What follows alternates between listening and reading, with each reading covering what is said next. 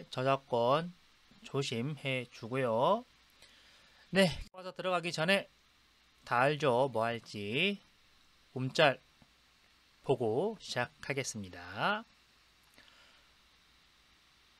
마음이 편안해지는 강아지입니다. 좀 편안해집니까?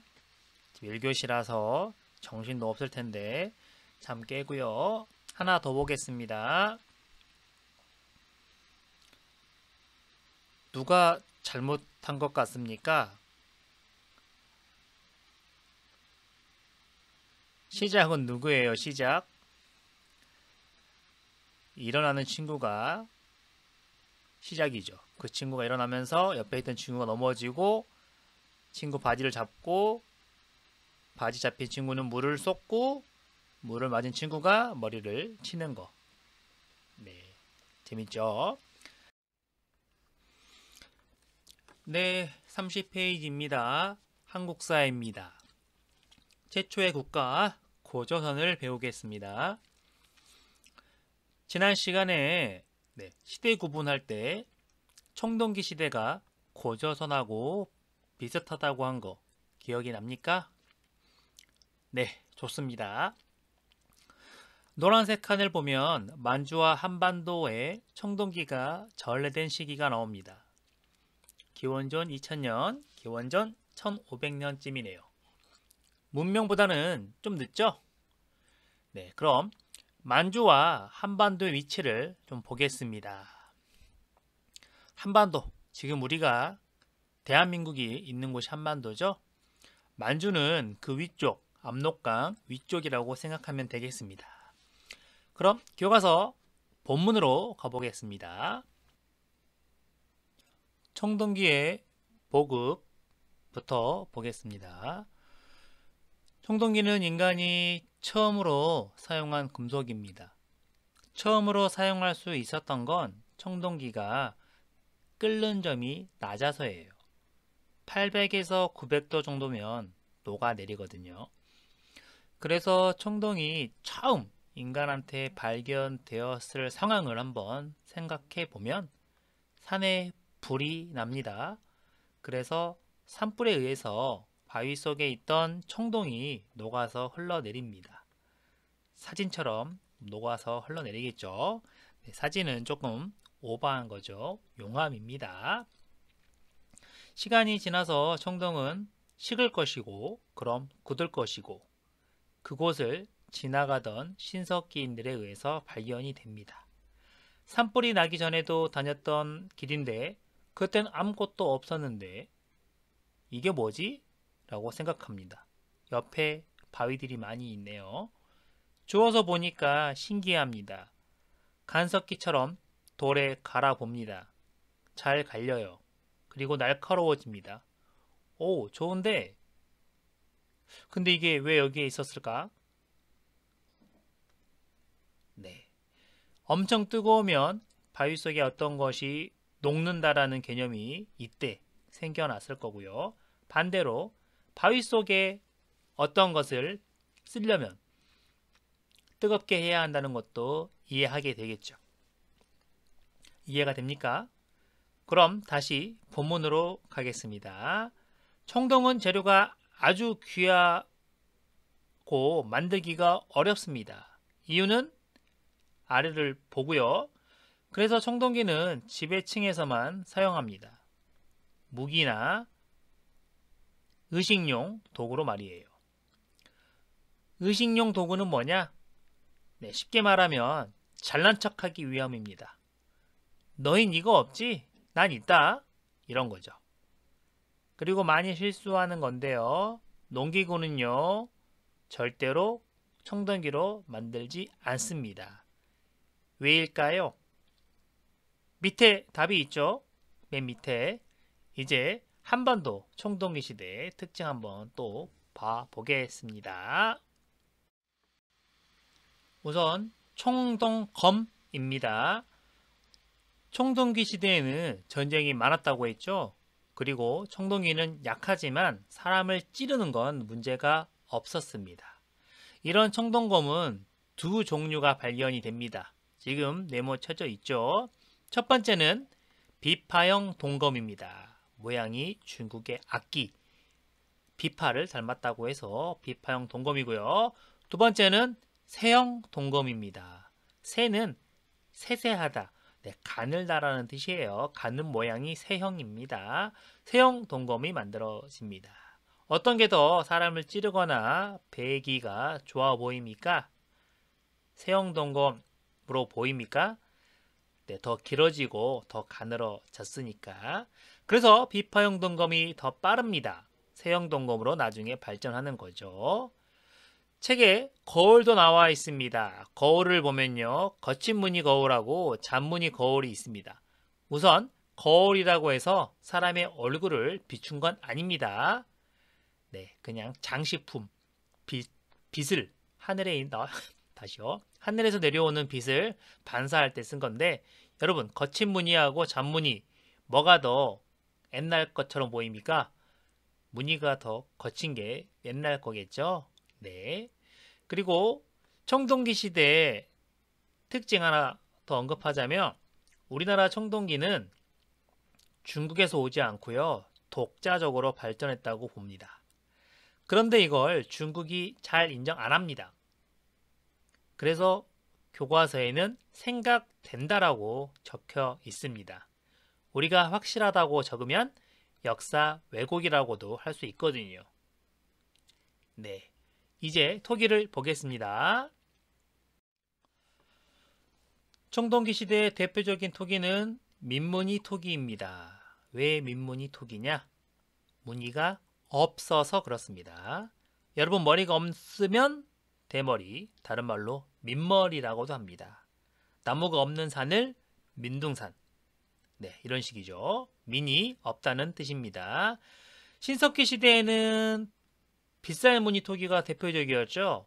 이제 무늬가 없는데 이유를 뭐라고 여러분 생각합니까? 한번 생각해 보고요. 또 보겠습니다. 한반도에서 많이 발견되는 토기로 청동기 시대에는 미송리식 토기하고 팽이형 토기가 있습니다. 둘 다 민무늬 토기예요. 민무늬 토기 중에서 모양이 이런 게 있다라는 겁니다. 미송리에서 발견돼서 미송리식 토기, 손잡이가 있고 위에가 뭐 좁은 모양. 그리고 하나는 팽이를 닮았다고 해서 팽이형 토기라고 부르는 겁니다. 네, 지도에 잘 나와 있죠. 그리고 아까 말한 중국과 다른 청동기 문화의 흔적을 책에서 잠깐 보겠습니다. 다음 페이지 위쪽입니다. 중국과 여러 차이점이 적혀 있습니다. 우리가 중국과 다르게 발전했다는 걸 보여주는 거죠. 그럼 직접 읽어보고요, 넘어가겠습니다. 31페이지입니다. 청동기 시대의 사회를 보겠습니다.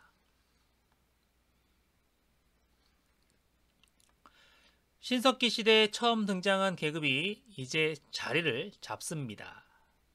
그리고 지배자는 점점 힘이 커져서 큰 규모의 지배자가 되는데, 이때 지배자를 새로운 이름의 군장 또는 족장이라고 불러줍니다. 네, 이제 지배자가 자기만의 이름을 가졌다고 보면 되고요. 그리고 청동기 시대에는 강가나 바닷가에 살던 신석기인과는 다르게 나지막한 언덕에서 살아갑니다. 그리고 청동기 시대의 또 다른 키포인트인 무덤이 나오는데, 바로 고인돌하고 돌롤 무덤입니다. 고인돌은 다 알죠? 첫 시간에 사진 보여줬던 거 기억납니까? 이따 다시 보여주겠습니다. 그리고 돌롤 무덤입니다.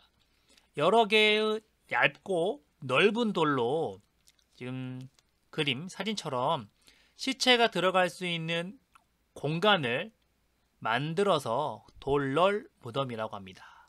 돌로 만든 터널이라고 생각하면 조금 이해가 될까요? 고인돌하고 돌롤 무덤 중에 대표적인 건 바로 고인돌입니다. 이유는 멀리서도 잘 보이기 때문이에요.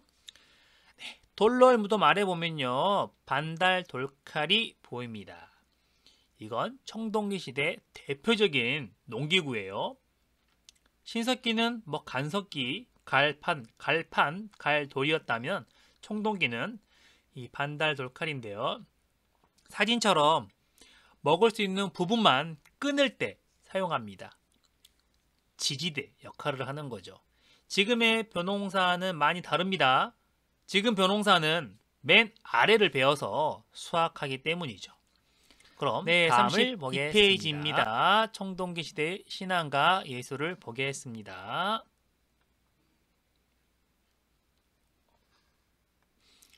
구석기 시대는 동굴 벽화, 조각상을 남겼고요. 신석기 시대에는 애니미즘, 토테미즘이 있었죠. 기억이 나죠? 시간이 지나 청동기 시대에는 문명 때 얘기했던 것처럼 신과 대화하는 사람이 등장합니다. 이걸 누가 하냐? 바로 대빵이 하겠죠. 이때 대빵은 군장이었죠. 군장은 하늘에 제사를 지내는 등의 역할을 하게 됩니다. 이유는 문명 때 했던 거 기억하면 될 것 같습니다. 그리고 이때 청동기를 사용합니다. 청동방울, 청동거울. 이유를 추측하면 방울은 이렇게 이용합니다. 군장이 신과 대화한다고 이야기하면서 지금 신께서 대답을 주십니다 라고 이야기합니다.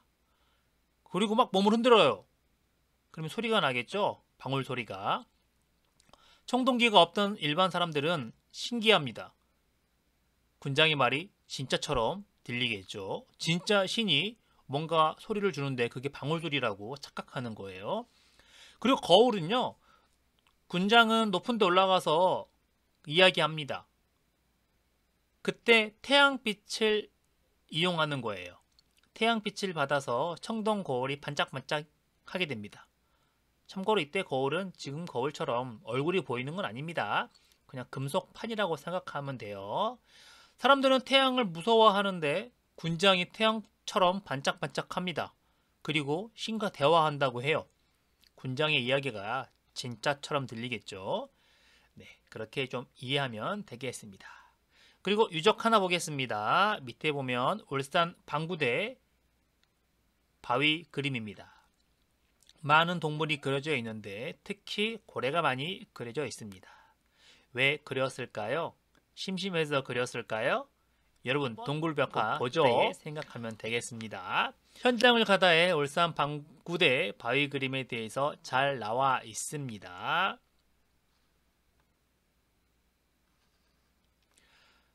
문제를 풀어보죠. 새끼를 업은 고래는 여러분 1번이 새끼를 업은 고래입니다.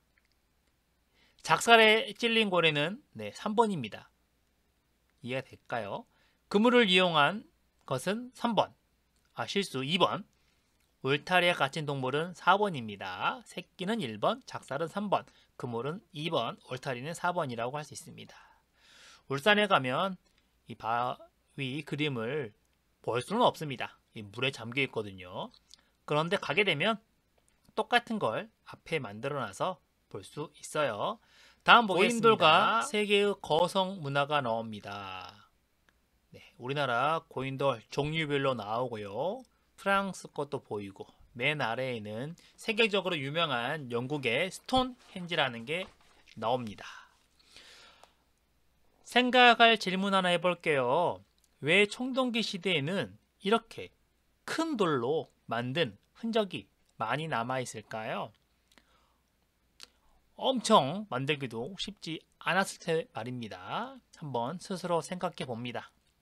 그리고 과제 퀴즈 마지막 질문인 하고 싶은 이야기에 자신의 생각을 적어주세요. 정답은 없습니다.